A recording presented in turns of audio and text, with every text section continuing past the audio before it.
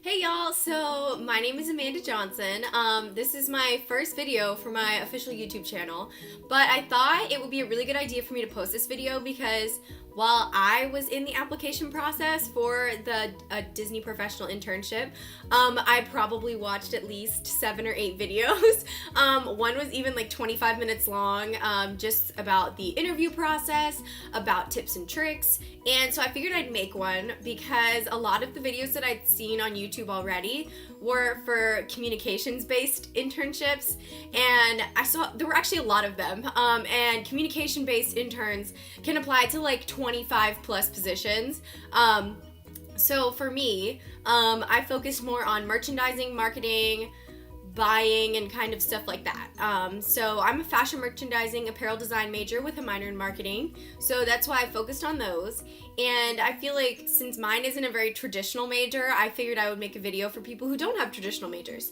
And then so I figured I would just kind of explain the application process, how I went about adding my resume and my cover letter, if you should have a resume and a cover letter, and kind of stuff like that. So if that's kind of what interests you, then keep watching. Okay, so the first step in any PI is to apply to the position. Now, I knew I wanted to at least get an interview for a position with Disney this past summer, but I didn't think the Disney College program was kind of for me. I definitely appreciate hard work, but I know that you're not allowed to be sick that much, and you work crazy schedules, and for me, if I don't get like constant scheduled sleep, I get sick really easily. So I figured that probably wasn't the best idea for me because I didn't want to have to be out all the time. So I figured a more like a professional internship would be better for me and also would look really good on my resume. So I started looking in August, like August 1st hit, and I was like searching every hour, every day for PIs that popped up. And a lot of the marketing ones popped up before any others that kind of related to my major. So as I said before, I'm a fashion merchandising apparel design major with a minor in marketing. So kind of what I looked for were marketing internships, merchandising internships, and then a costume buying internship popped up, which is the one I applied for. So by the time the costuming buyer position popped up, I'd already applied to 7 other positions. They were, I think, 4 different merchandise strategy, and then a merchandise digital marketing, and then a social influencers PI, because I am kind of like a micro influencer, so I figured I kind of do the day-to-day back end of that job, so I thought I'd be okay for that one too. But I have my phone out because I wrote down all the dates. I applied for my costuming buyer PI on August 30th, so I'd already been applying for like 2 weeks at that point, so I was like excited that something came up where a merchandise major was listed because everything was like oral related field, and I was like, merchandising is close. Anyways, and then I literally got an email to set up a phone interview on August 31st. So it was like a less than 24-hour turnaround, which I felt kind of important about because I was like, wow, like that was so fast. So obviously I said something right. And then I kind of like looked at the schedule, and they didn't have any phone interviews until like the 11th or the 12th, I think. And then the 11th, I'm pretty sure I had classes all day, so I set mine up for the earliest possible time on the 12th. But then I got an email the day before saying that my recruiter wouldn't be in, so that I had to set up an interview for another date. But I didn't realize, she didn't say another date, she just said a different time, like they wouldn't be in the office. And then when I went to check, they had like an earlier time available for that same day, and I was like, oh, I'll just apply to that one.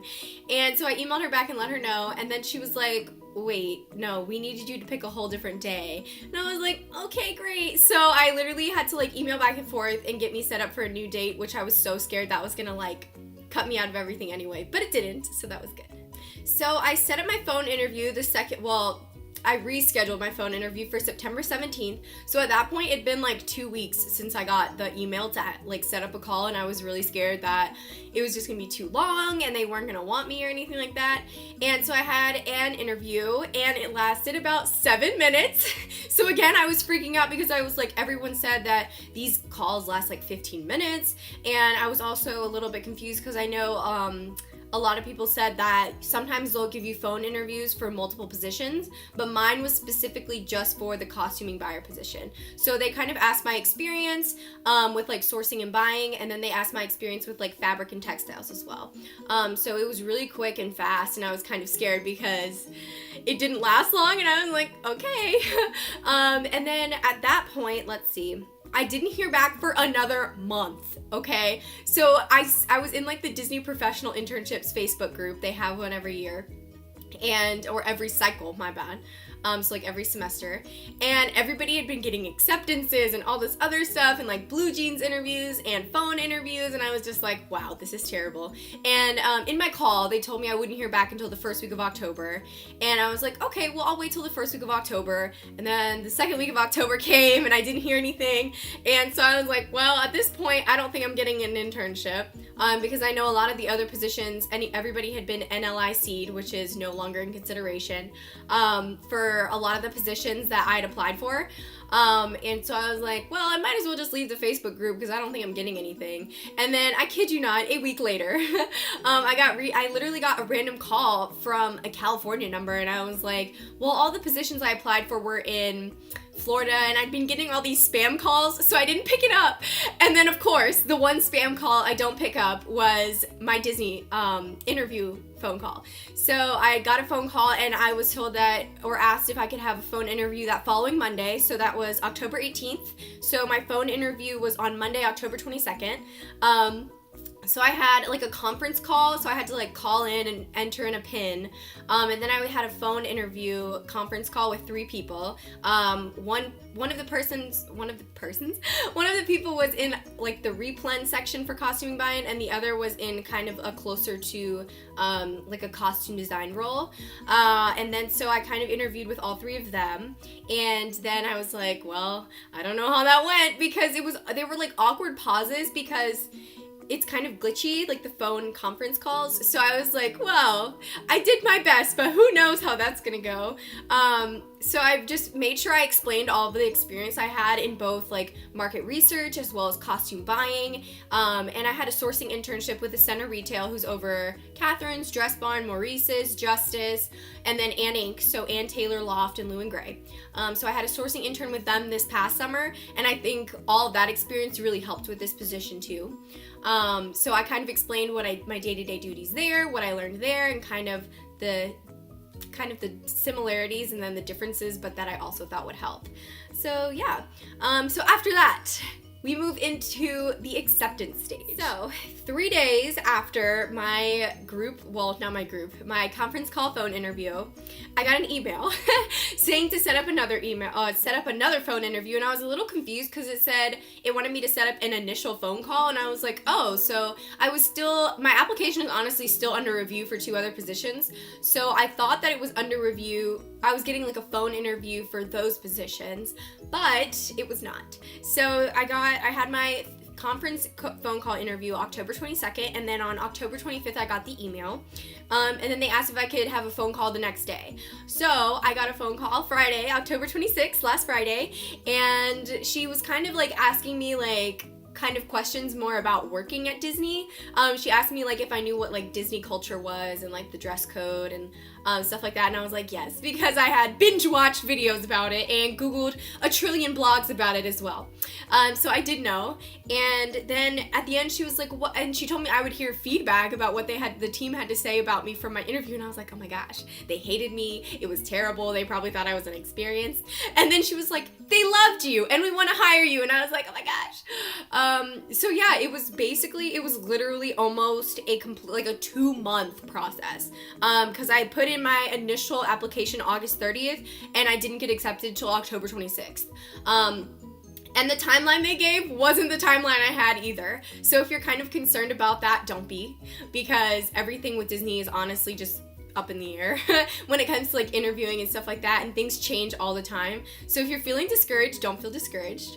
But yeah, now I think I'm gonna give some application tips because I've done a lot of applications, and I've had quite a few part-time jobs and internships already. So I figured I'll kind of tell you guys what was on my resume and what I did to kind of that I feel like helped my interview process. So I've heard from previous Disney associates and also just hiring managers at other jobs, and always have a cover letter, y'all. Even if it says you don't need a cover letter, put one anyway. I also had to add my transcript. So my school, you can download a PDF version, like an unofficial transcript, for $10. So I just uploaded that to my dashboard, so they could see like all the classes I've taken, as well as my GPA and other things like that. When it came to my cover letter, I can't remember if I read this in like a Disney like board that I'm on, or if it was just my memory. I think it was my memory, and then I read that and I was like, cool, I did that. So they say to use buzzwords. So if you're applying for like a costuming buyer job and they say you need experience in Excel, and you have experience in Excel, I'm saying this because don't lie, then put Excel on your cover letter. Say something like, I utilized Excel in my classes or from a previous job, so I have experience in this, and do that with anything that they have in their job description.